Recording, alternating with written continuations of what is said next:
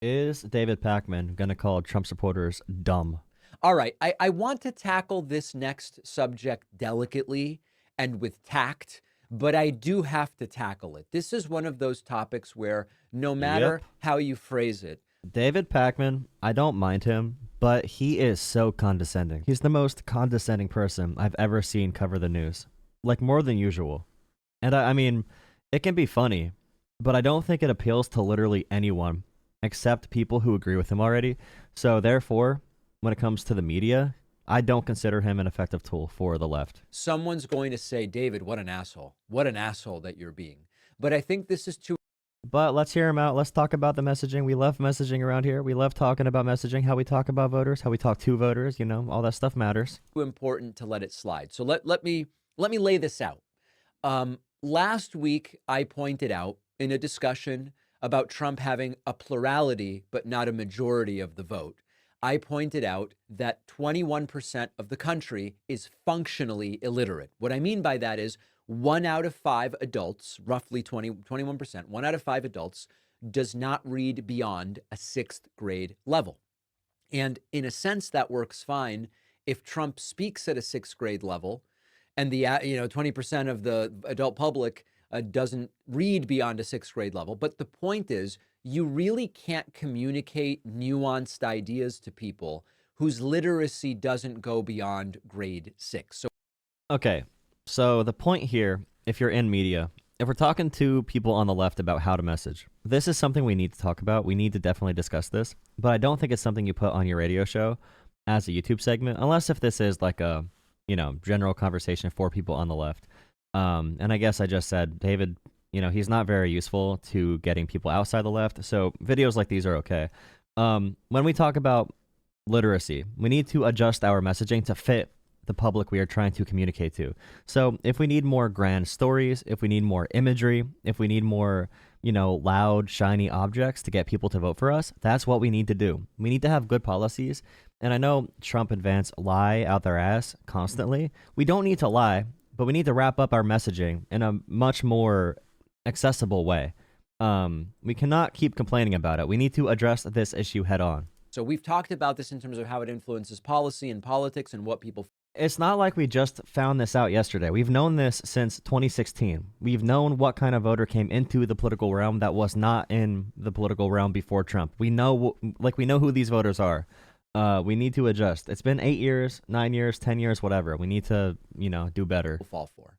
So then I'm on TikTok and I come across a video of a guy who goes by your bummy math tutor, also known as Math Guy, doing basic multiplication. And as I looked at this video, which I'm going to play, Yeah, that too. People don't like being told they're wrong or that they can't understand something. You know what I mean? Like, there is a thing called oppositional defiancy disorder or whatever. And many people do have that. That's one reason they don't like liberals, because liberals come in with the rule book and say, this is how democracy should be done. Here are the policies. Yep, yep, yep. And then Donald Trump says, I'm going to tear the whole system down. It's corrupt. It's going to be all blown up. Big things, huge things, great things. My speeches are going to be tremendous. The big wall. The wall is going to keep out all the scary non-white people. And Trump's messaging works better because people feel like they're not being condescended to. Although Donald Trump does have one of the most condescending rich guy voices in the world. Like, any person in a TV show that has Donald Trump's voice, that would be the rich kid that everyone wants to punch in the face. Yeah, I'm so rich, I have all the money. So that's a very interesting dynamic at play there. But still, the simple messaging, the anger, the fear, those are very simple, primitive emotions that people can feed off of. I thought to myself, who on earth is this video for? Because the video is of this guy explaining, like you would to a little kid, how do you multiply 0.8 by 0.12? Now, right away, you look at it, 8 times 12 is 96, and there are 3 decimal places, so it's 0.096. This is instant mental math. It's multiplication tables and knowing decimal points. Okay, I'm sorry, David, but even very smart people I know that work in, public policy, that work in social studies, that work in, social work in general, If you give them this math problem and they haven't done it for 50 years, there's a good chance they don't know how to do it. Or there's a good chance they might need a refresher on how to do it. And if Democrats are going to complain about people not having any understanding, but we are going to do zero work on understanding why they are at that point or helping them understand certain things or messaging in a better way, I don't know what we're complaining about. Other than that, it is true, if you think about the American tone of freedom or the message of freedom, many people who are liberal view freedom as something like the Statue of Liberty, welcoming immigrants, having a melting pot of so many different cultures. Many conservatives view freedom as being able to shoot at each other when you both have bulletproof vests on, or being able to drive without a seatbelt. Conservative freedom is being able to do things without anyone telling you any rule book. Liberal freedom and positive freedom is usually providing freedom through a government mechanism. So it's harder to explain positive freedom because negative freedom is more intuitive. Like, the government's not preventing you from doing this. That's the freedom conservatives care about. The government's going to let you be dumb. The government's going to let you, speed and wear no mask and not get vaccinated. Meanwhile, liberals want to come in and give a lot more guardrails. So we need to understand how to message better on those, on those points. Times 12 is 96. But come on, David. David, you're not helping us. David is not helping the left at all right here. David is actively hurting the left. Move the decimal point 3 spots, 0.096. It is only one more step beyond 3 times 9. We learned this in 4th grade. But you look at the comments on this video, and I'll play it in a moment, and people are saying, why isn't the answer 0.96, for example? And of course, if you look at it and you say, what's 80% of 0.12? It couldn't possibly be 0.96. 80% of 0.12 can't be more than 0.12. Okay, so TikTok in the United States is for 13 plus. If you're younger, it's a different app with different safety features. You wouldn't see this creator's content. 13-year-olds are in 7th to 9th grade, depending on your state and your birth date. Is this video for adults? So check it out. I'm going to play the video for you, and then I want to talk about it in some more detail. Right. Do the Democrats need an outsider? I don't know. They need someone of prominence to come in and shift the culture. They need someone who has amazing speaking ability, who has some money behind them, who has an ability to reach the masses, who is very charismatic, who can use a microphone, but also someone who cares about the institutions that build this country and democratic principles, with an ambitious agenda. It needs to be someone who we probably don't even know, about yet. We didn't know about Barack Obama really until 2004. I'm sure some people did, but on the national stage, we did not really know him. So yeah, that person might pop up. That person might be existing already. We really don't know what's going to happen in 4 years. A lot can happen that we might not be able to predict. The average American can't do this question. Yes, you could use a calculator for this, but let me show you how you can do it without a calculator. So first, let's break down the bare numbers. So we have 8 and I see 12. So first, you can do just 8 times 12, and you can do that in your head, or you just do 12 times 8. 2 times 8 gives you 16, carry the 1. 8 times 1 is 8, plus 1, which is 96. Now, that means that you have to work with the number 96. So what do you have to do? Now we have to calculate how many decimals we have. So looking at the number 0.8, how many decimal places do we have? So the idea is that to go from this decimal place to the last digit, we just have to move it once. So that's 1 decimal place. And how about 0.12? In 0.12, we have to move 1, 2 to get to the last digit. So that's 2 decimal places. So in total, how many decimal places are we moving? We're moving 1 plus 2, which is going to be 3 decimal places.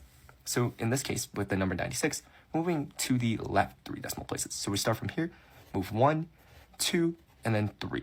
So we end up right there, which means we have to add the extra 0, meaning your answer is 0.096. Okay. Now, if you don't know this math instantly when you look at 0.8 times 0.12, this isn't about making fun of you. If anything, it's almost like there are victims out there, victims of the education. Bro, this is such a bad way to say this. It's such a bad way to describe this, bro. It's such a bad way. Oh my God, bro.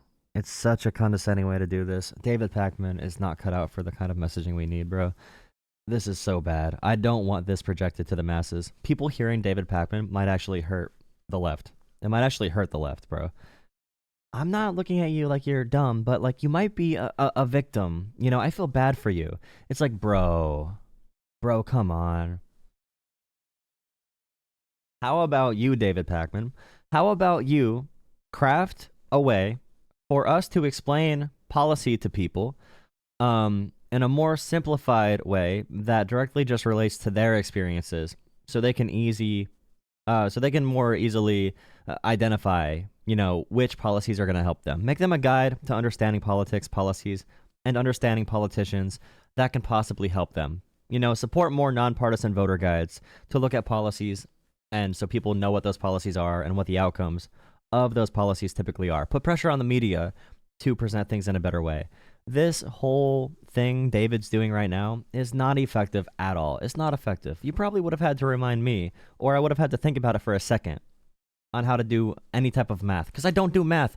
I haven't done math for 8 years. I do other things now. People specialize in other areas. People have families. People have kids. People have other things to worry about than this. You don't condescend on this. You educate. You have to do the work. Please drop a like on the stream. Drop a like on the video if you're watching after the stream.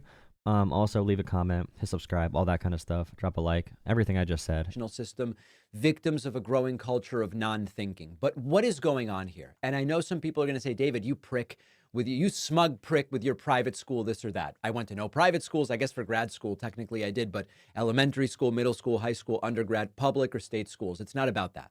The other day, I met a guy. We were talking about a driveway paving job. And he goes, okay, let me see. The number was 112 and he needed to add 20%. He goes 112 and we've got to add 20% of that. And I see the guy struggling. Now, instantly in my head, that's 22.4, right? 100. If you've got 112, 10% of that is 11.2. And then you just double it. It's 22.4. That's how you get 20%. You take 10% of something and you double it. This guy's struggling. He takes out a calculator and I go, oh, it's 22.4. All right. How did we get here? But most importantly, this isn't a math show. What does it mean about our politics? If a significant portion of the population struggles with basic critical thinking, understanding foundational concepts, Yeah, so if you show them a graph on policies, they won't understand it. They won't understand that there was this percent increase in GDP or this percent increase in manufacturing or infrastructure. I get the point he's making. People just don't interpret what you're doing. So when you message, you need to have that in mind. People are going to pay attention to narratives more than they will pay attention to actual policy descriptions. The narratives matter. The culture matters. All those things matter. You need a good policy behind that for sure. But also, we need to understand what this realm is that we're fighting in. Understanding things that kids learn when they are 9. How on earth can we expect them to evaluate policy proposals? Think about Trump's proposals, tax cuts or tariffs or healthcare. On the surface, they're often sold as good for everybody. Of course, the reality is if you don't understand nuance, you can't possibly engage critically with it. Trump will tell you tariffs are great for America. I'm sorry, David. David's right. He's right. Like in Louisiana or Oklahoma, I forget which state. Is it Louisiana? Where they passed a higher sales tax to pay for a income tax cut and a corporate tax cut. And a higher sales tax is such a regressive tax that hurts poor and working class people. But in Louisiana, I don't think voters really know enough about that to understand that. They probably get their income tax back and they're happy about it.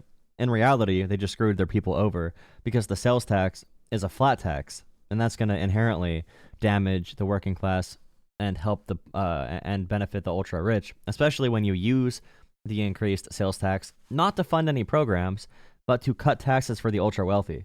In a state like that, how are those people going to fully interpret what the government's doing to screw them over? So they are victims in a sense. They are victims. They are being lied to. I don't want to be I can't be too harsh on David. He's right. We're really sticking it to China, and people go, yeah, we are. But they don't realize tariffs are essentially taxes paid by American consumers. It's basic economics. The cost gets passed down to us. But if you're not equipped to process that, you buy the soundbite and you miss the impact. When you consider limited language capabilities of people who write into the show, sometimes I'll feature these messages I get from people furious with me. They're clearly American. They clearly only speak English. They can barely string a coherent sentence together in written form. This has real consequences. It's not about laughing at people. So we really are in this wild situation. It's not about multiplying decimals together in your head. Okay, David, bringing it back. I was just gonna say it's really funny that the people who do have issues that Dave is talking about, those are the same people who are gonna be first to like laugh at someone when they speak like 5 different languages if they mess up once in English. The same people who don't really speak very well in general, the moment someone from a different country speaks English in a way they don't understand or maybe they mess up a little bit, these same people will be the most intolerant. They'll be the most like, disgusting towards that person who knows like multiple languages. It's actually kind of wild. They're calculating percentages. It's about equipping people with the tools to navigate the world and not get duped by the slick talking points and empty promises of a populist sounding demagogue. And that's how people end up being sold a lot of these ideas. Now, I'm not claiming Trump won. But let's say for example, we do have this population. It's possible that we may need a little bit of populism as a treat, okay? A little bit of populism as a treat to bring people into our movement, because if we use populism as a treat to bring people in, then we can work on these other issues of interpreting policies and having good dialogue with each other. We need, in this era of, one may say, low information and overwhelming information at the same time, maybe we need a little bit of populism as a treat. Bring people in, bring them into the tent, and then we can work on other issues. We don't need to be super angry and pretentious all the time. We could just, have a little bit more of a fiery message. Make it clear whose side we're on. If someone genuine comes and runs, because there's a reason there's a lot of crossover between Bernie Sanders and Donald Trump, you can have a Bernie Sanders message. By the way, you can have a Bernie Sanders message without being a raging socialist, populist, or whatever. And Bernie wasn't, but I'm just saying, you could be like a center-left Democrat and use very fiery language. Very fiery that sounds kind of populist. That's kind of what we need. That's what Barack Obama did very well.